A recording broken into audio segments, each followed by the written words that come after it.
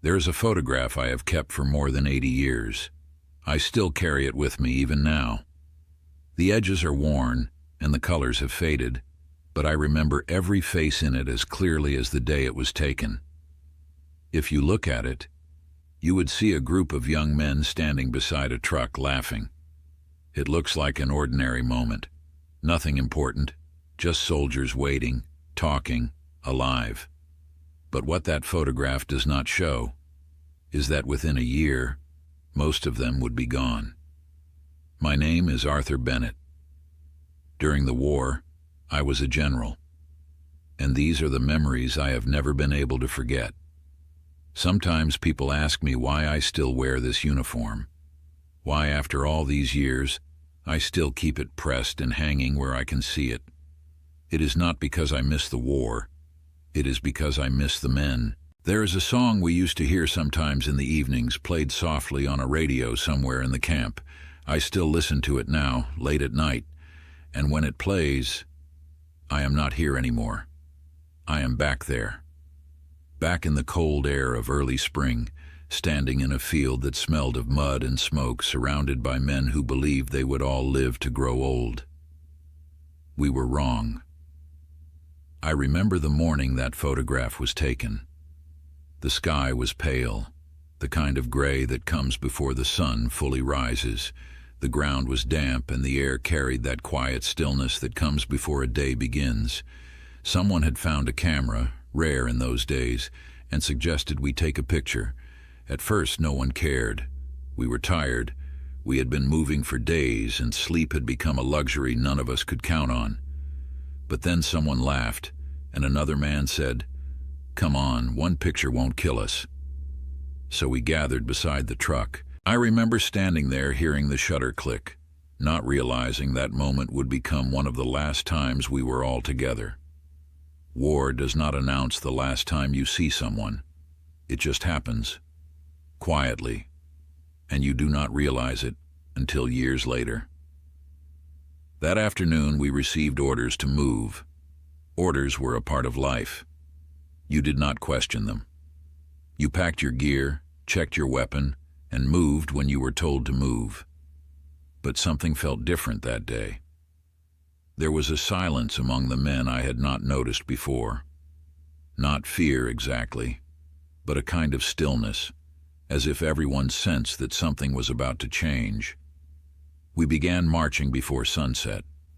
The road stretched ahead of us, narrow and uneven, bordered by trees that swayed slowly in the wind.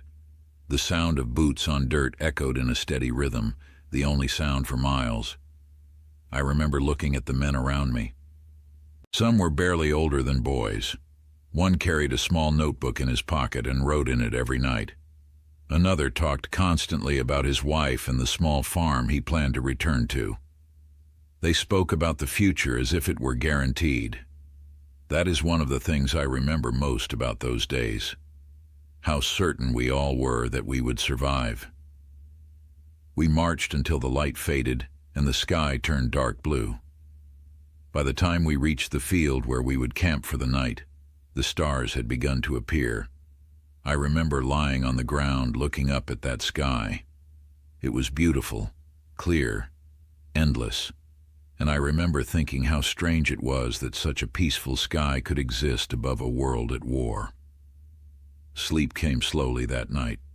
The ground was cold and the air carried distant sounds, engines, faint thunder, the faraway echoes of artillery. You learned to sleep through those sounds. You had to. At dawn, the orders came again. We were to advance. No speeches, no drama, just a quiet voice reading instructions and then men gathering their gear in silence. That morning, I felt something I had never felt before.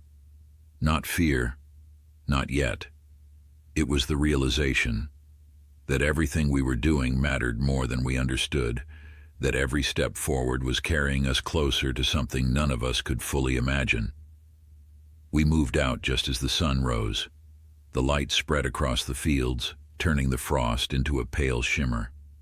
For a moment the land looked peaceful, almost untouched, and then we heard it. A distant rumble. At first it sounded like thunder, but there were no clouds in the sky. The sound grew louder, deeper, until the ground itself seemed to tremble beneath our boots. Artillery. The first shells landed miles away, sending columns of smoke into the air. We stopped, listening, watching, feeling the vibration of each explosion travel through the earth. That was the moment the world changed. Not suddenly, not violently, quietly, because in that moment every man there understood the same thing, that war had finally found us. I looked at the men beside me and I saw it in their eyes, not panic, understanding, and that understanding stayed with me for the rest of my life. Even now, when the house is quiet and the night grows still, I sometimes take out that photograph again. I look at their faces, and I remember the morning before everything changed. That was the last peaceful day we ever knew, and what happened the next morning is something I will never forget. The next morning began in silence, not the peaceful kind of silence we had known before, but the kind that feels heavy, like the air itself is waiting for something to happen. We moved at first light. The frost was still on the ground, and each step made a faint crunch beneath our boots. No one spoke much. Even the men who usually joked to pass the time walked quietly that morning. I remember the smell of damp earth and smoke drifting across the fields. It lingered in the air, faint but unmistakable, a reminder that somewhere beyond the horizon, the war was already awake. We had been marching for less than an hour when the first shell landed close enough to feel. The sound came before the impact, a distant whistle, thin and rising, and then the ground erupted in a burst of dirt and flame far ahead of us. Everyone froze. There is a moment when you first experience artillery up close, when your mind refuses to understand what is happening. It is too sudden, too violent, too unreal. Then the second shell came. Closer. The explosion shook the ground so hard that I felt it in my chest, like a second heartbeat that did not belong to me. Someone shouted for cover, and the line broke as men ran toward a shallow ditch along the roadside. We threw ourselves into the cold mud, pressing our faces to the earth as the sky filled with the sound of shells screaming overhead. I remember gripping the ground with my hands, feeling the soil crumble beneath my fingers, and thinking, so this is how it begins. Not with a charge, not with a speech, but with men lying in the mud, hoping the next explosion would not fall on them. The bombardment lasted only minutes, but it felt like hours. When it ended, the silence that followed was worse than the noise. My ears rang and the air smelled of smoke and burned metal. Somewhere nearby, a man was breathing heavily, each breath sharp and uneven. We stood slowly, looking around. The field that had seemed so calm that morning was now scarred with craters, the grass torn and blackened. A truck burned in the distance, sending a thin column of smoke into the sky. One of the younger soldiers, barely 20, stood staring at the destruction, his face pale, his hands trembling. He looked at me and said very quietly, "Sir, is it always like this?" I wanted to tell him no, but I could not lie. We moved again, more carefully this time, keeping low, watching the horizon. The road led us toward a small village, its rooftops just visible beyond a line of trees. At first it looked deserted. Doors hung open, windows were broken. A cart lay overturned in the middle of the street, one wheel still slowly turning in the wind. We entered cautiously, boots echoing on the stone road. The silence there felt unnatural, as if the village itself were holding its breath. Inside one of the houses we found a table still set for a meal, plates, cups, a loaf of bread gone hard with time. It looked as if the people had stood up in the middle of dinner and simply vanished. War leaves places like that behind. Moments frozen in time, abandoned without explanation. We stayed there until evening, using the buildings for shelter. The men sat on the floor, cleaning their weapons, speaking in low voices. No one laughed anymore. That night, the cold came quickly.